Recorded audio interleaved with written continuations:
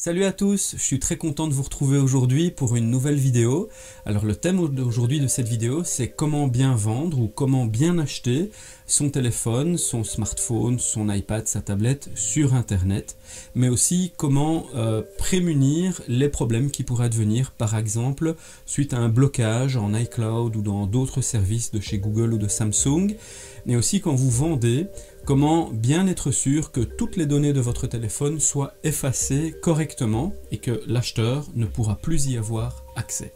Alors, sans plus attendre, on y va avec le premier thème, c'est comment bien vendre son téléphone ou quel que soit l'objet électronique sur Internet. Alors tout d'abord, faites de bonnes photos.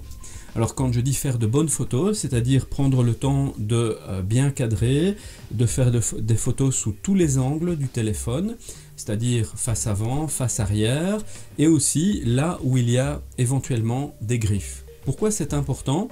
Parce que quand vous regardez les photos sur un site de vente en ligne, si vous voyez des griffes, parfois vous ne voudrez pas l'acheter, et parfois ça ne vous dérangera pas qu'il y ait des griffes, parce que sur un téléphone, si les griffes sont à l'arrière et qu'il y a une coque qui protège, ça ne dérange pas la personne. Donc ça sera important de mettre 4 ou 5, voire 7 ou 8 photos sur un site de vente. C'est toujours mieux qu'une seule photo. Alors, au niveau des accessoires, soyez prudent également. Prenez une photo du téléphone avec les accessoires que vous mettez en vente. Faites-en une liste exhaustive dans la description et par exemple ici, ne prenez pas une photo d'un téléphone avec l'ordinateur, avec le disque dur, avec le clavier, etc. La personne pourrait se dire, ah ben pour 450 €, je peux tout avoir ce qui est sur la photo.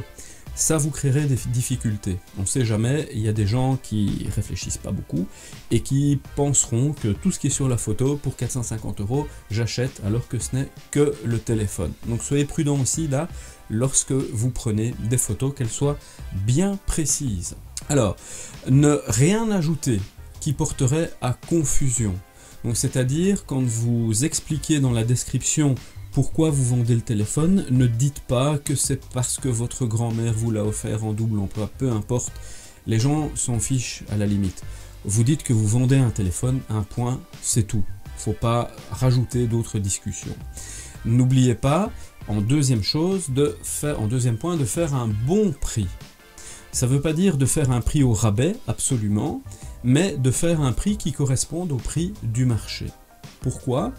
Parce que quand vous êtes sur un site de vente et que vous scrollez, donc quand vous faites défiler pour voir la liste de tous les téléphones que vous voudriez acheter, bien si vous faites un prix trop élevé et que vous filtrez par exemple pour avoir des prix entre 500 et 600 €, par exemple qui est la norme du téléphone que vous voulez acheter, si ça tombe, vous voulez bien discuter sur un prix que vous avez mis, sur un téléphone que vous avez mis à 650 €. Et vous êtes d'accord de descendre à 550. Mais votre téléphone n'apparaîtra pas dans le tri que l'acheteur potentiel a fait.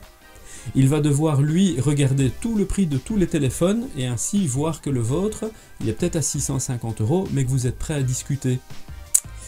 Ça va vous faire perdre des clients potentiels. Donc mettez-le déjà au meilleur prix, avec encore dans l'idée la possibilité de descendre le prix de 10, 20 €, 25 € maximum pour faire plaisir à un acheteur potentiel. Donc le bon prix est très important et pour ça, demandez à des amis, allez voir sur les sites de vente en ligne, estimez correctement ce que vous voulez en attendre et là vous aurez certainement une bonne idée du prix.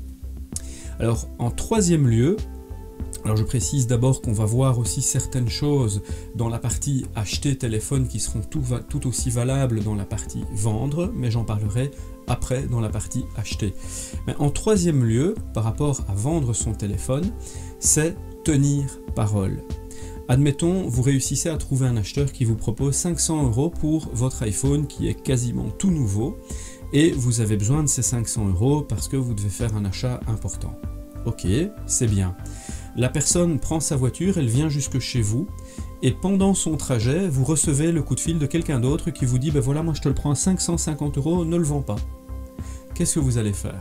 Alors, si vous ne tenez pas parole, la personne qui aura fait le déplacement peut avoir toutes sortes de réactions, parfois même violentes, mais toujours est-il qu'elle ne voudra plus jamais faire d'affaires avec vous. Et de votre côté, vous n'êtes pas sûr que la personne qui vous propose 550 € viendra vous acheter le téléphone. Donc, dans tous les cas, quand vous avez donné votre parole, ne revenez pas sur votre parole, faites la vente. Parce que vous avez trouvé quelqu'un qui est venu, qui a tenu parole, qui vient avec l'argent cash, et vous n'avez aucun problème. Alors, c'est très important de respecter tous ces points lorsque vous voulez vendre votre téléphone. Maintenant, pensons à l'achat du téléphone. Vous êtes...